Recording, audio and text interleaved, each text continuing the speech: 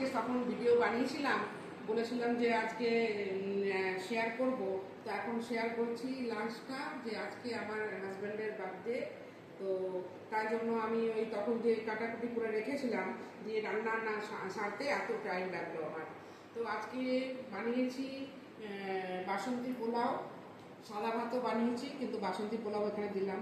পাতে এখন ইয়ে দিয়েছি, করলা ভাজা, আলু ভাজা, পটল ভাজা, বেগুন ভাজা, পোস্তুর বড়া ভাজা, মাছ ভাজা, মাছের ডিমের বড়া ভাজা। এখন বাজারে এই সময় খুব মাছের ডিম পাওয়া যায়, যার জন্য মাছের ডিমের বড়াটাও বানিয়ে ফেললাম।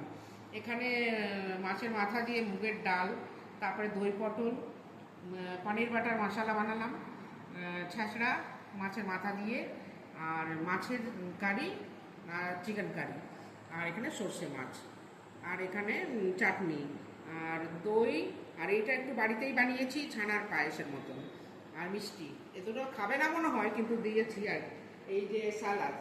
তো আজকের মেনুতে আমাদের এইটাই বানিয়েছি। আর যদি দেখা যাক ও কতটা পারে খেতে। হ্যাঁ, তো এইভাবেই আজকে সকাল থেকে একটু বিরাট বিজি ছিলাম যে এসব বানানোর জন্য। সাদা ভাত রেখেছি, যদি সাদা ভাত লাগে নেবে, আগে ওকে এখন বসাই।